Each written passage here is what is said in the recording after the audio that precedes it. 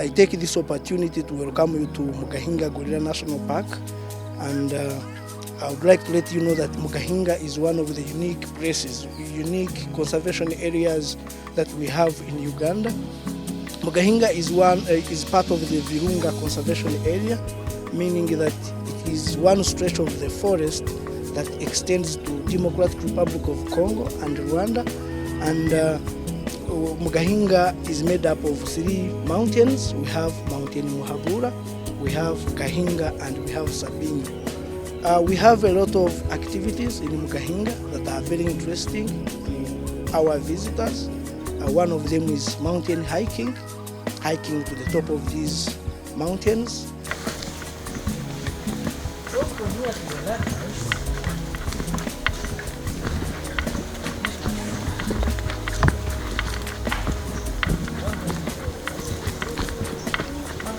They begin in the middle of the mountain. After almost.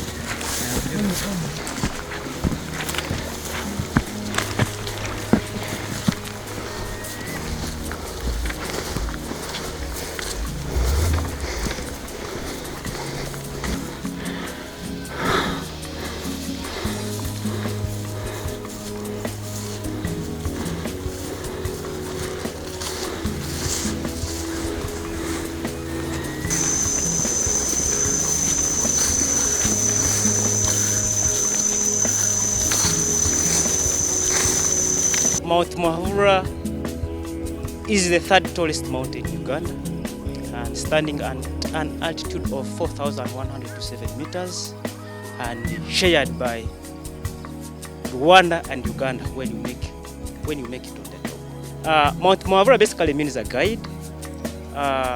That's in the local language here, Muhabura or Muhabura, to guide someone. So because it is tall, it can help you be oriented. Or when you're far, maybe Kabale, those sides of Kanungu, you can actually spot it and you know where you are heading. Then when you're also on top of it, it can help you get to different places in the region, and there you come to know that when I'm on the mountain, I can be able to see Kabale. This means you cannot get lost when you're top of the mountain, because that's why it is called Muhabura or Mount Muhavura. So basically it takes us around 8 hours. That is the average distance. This means from here, when we start from here, it will take us about 4 hours from here up to the top. Then coming down, it may take us either 4 hours or 3 hours, depending on the pace and how strong you are. So 8 hours or 9 hours, that is average distance of how we can basically walk on the mountain. And then of course we need to be prepared with enough packed food. We can say it is a whole day experience at times, because at times it is unpredictable. You may start when you're very strong, but on your way, the energy goes reducing, or you come to, sometimes you may get tired because of the walk. So we can say it is a whole day experience. So when you're coming to hike the mountain, be ready for a whole day. You call it a whole day experience. Then enough drinking water with you, because as you hike up and down, you need to keep refilling by sipping in water. Also it helps your body to keep cool. Then also you need to be having rain jackets with you. You can see it is somehow very bright today, but here weather is always unpredictable. In a few hours it can actually change, so rain jackets will be recommended. Then it's also cold on the top when almost reaching. Then also gloves, if possible, also they are very recommended, because as you reach up there, the hands will be cold, and it will be hard for you. So when you have warm gloves also, it becomes more easy for you to actually make it easier.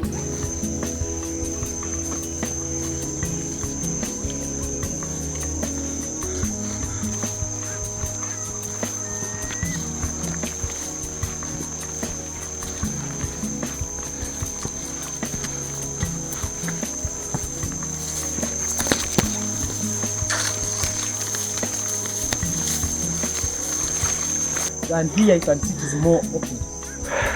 So basically where we are still walking through a secondary forest zone. This means people before 1991, before the park was gazetted, people were already living here or carrying up some family.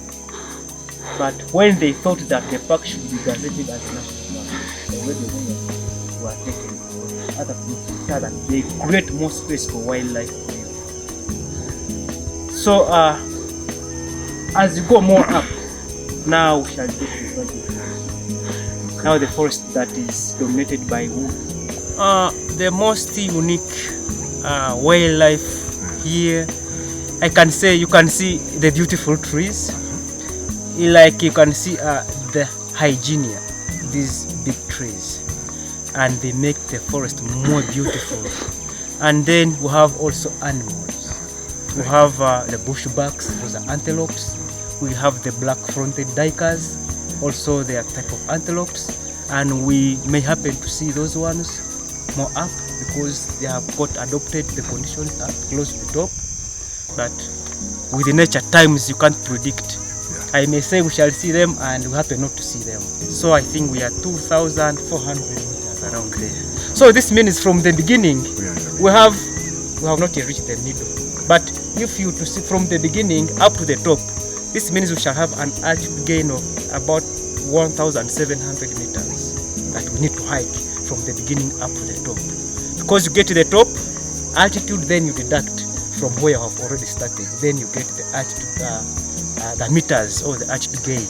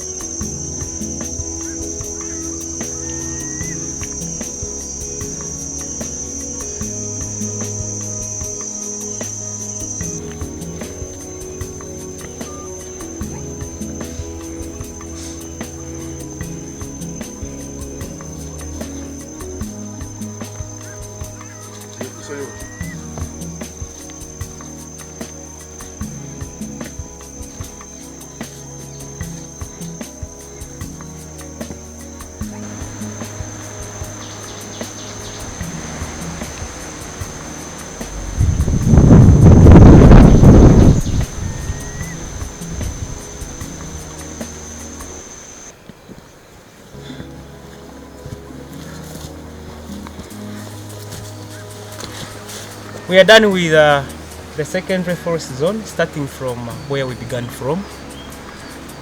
And you can also notice it by your eyes that the vegetation has already changed. Now where we are at 2,700 meters. It's about the sea. And we are joining the patchy woodland forest zone, which is going to push us up to the first resting hut, as I told you, at 3,160 meters above the sea. So the struggle still continues, and hope you still cool to push up to the first resting point, from which we shall continue up to the next vegetation zone.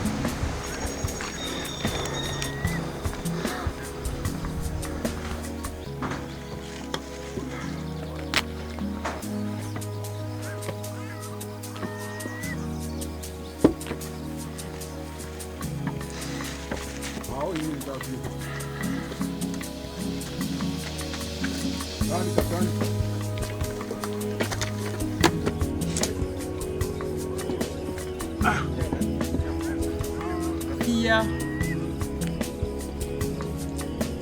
we reach the first resting point, and we are now at 3,116. So we are done with the Pache woodland forest zone, and from here now we shall begin the ericaceous zone.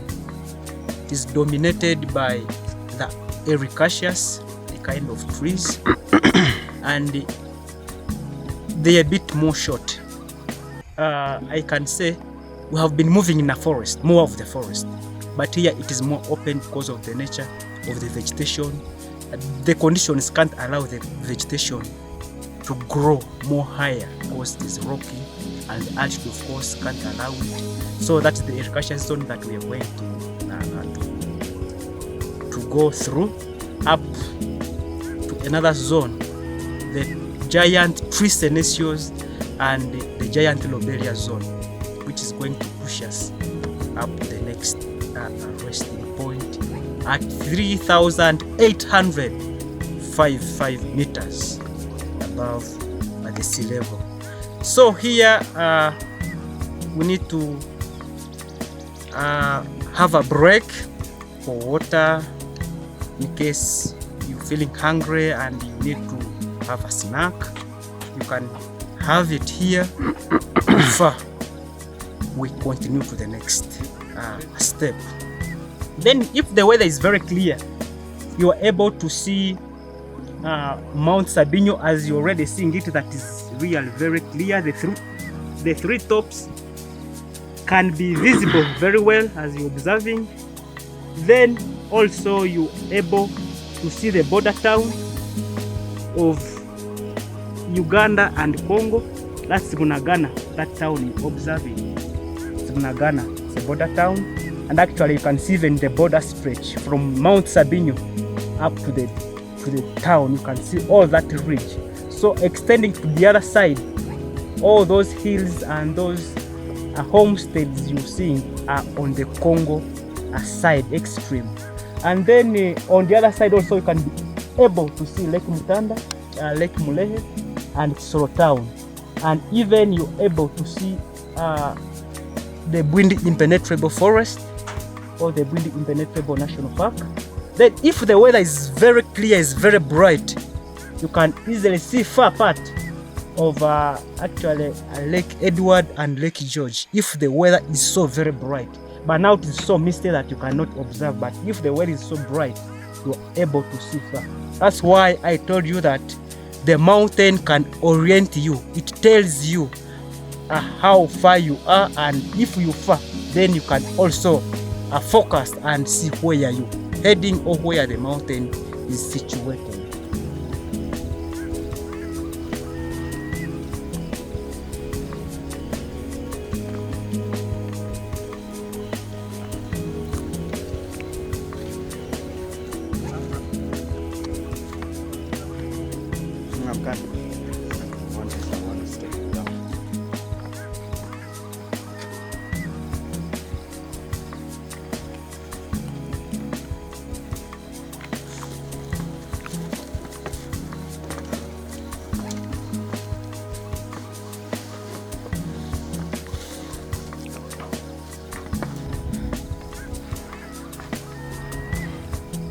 Where we are now, we are below the second resting point, almost at 3,800 meters approximately, because at the second resting point we shall meet it at 3,855 meters. So where we are, we should be around 3,700 meters. And then from here it may take us about 2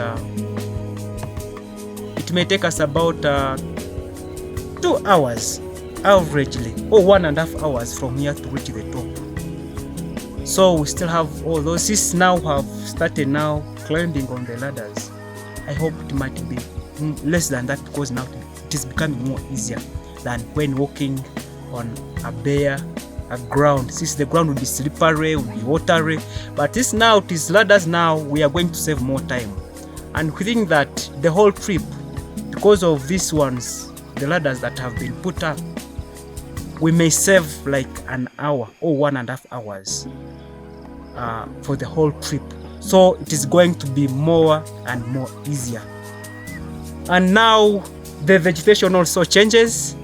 Now you see the vegetation changing. So this is the giant alobelias mixed with the giant tree senecios.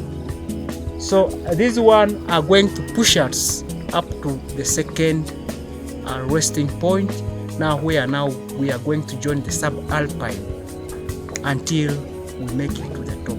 For the clients who used to come before the ladder construction, it was quite hard for them because of the nature of the terrain, the nature of the trails. Like here, where we are here, it was bog, it was really watery, and it could be very hard if you could come without a waterproof shoe or good gumboots, then it would be very challenging. But now that this has been done, it has become more easier, because now even you yourself, you're feeling it and you can see how you're walking so comfortably. We now reach the second resting point on Mount Muhavura. So when we have clients here, that's where they again have a stopover to take some snacks, to have some water, to be able to push up to the summit.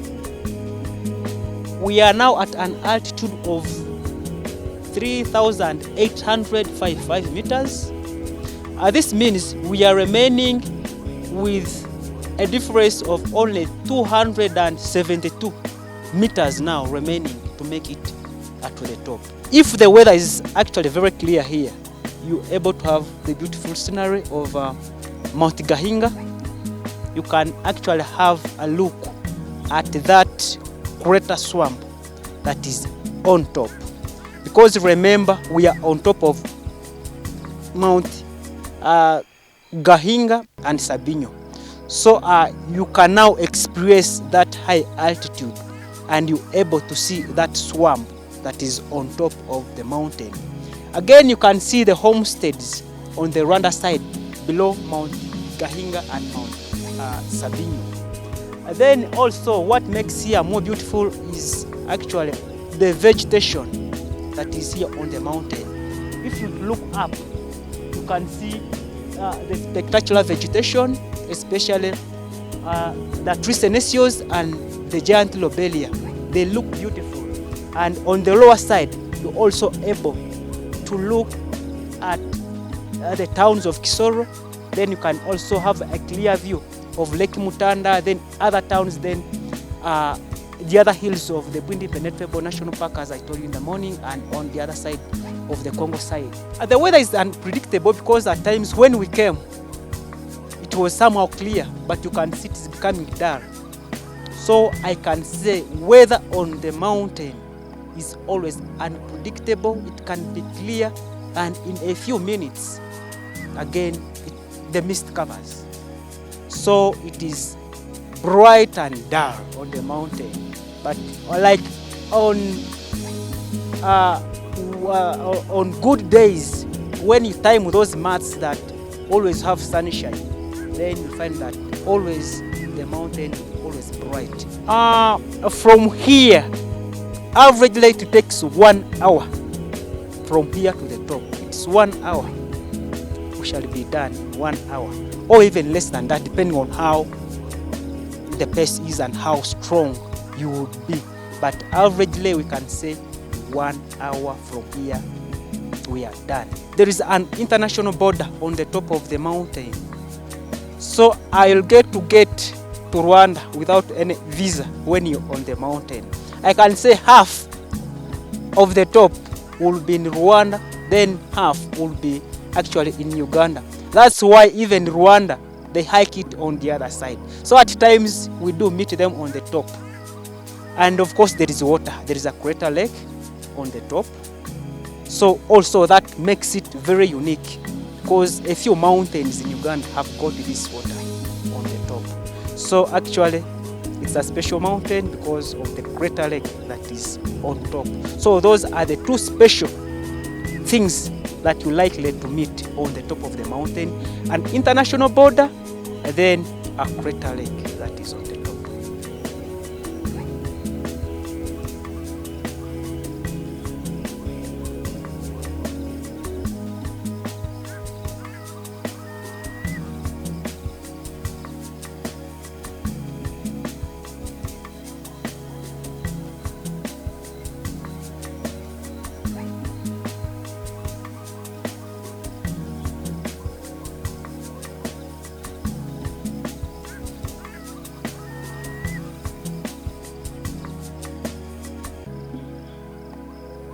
Thanks for watching. Please don't forget to subscribe on Epic Tours UG as we take you through unbeatable travel experiences to the Pearl of Africa. Epic Tours, feel more alive.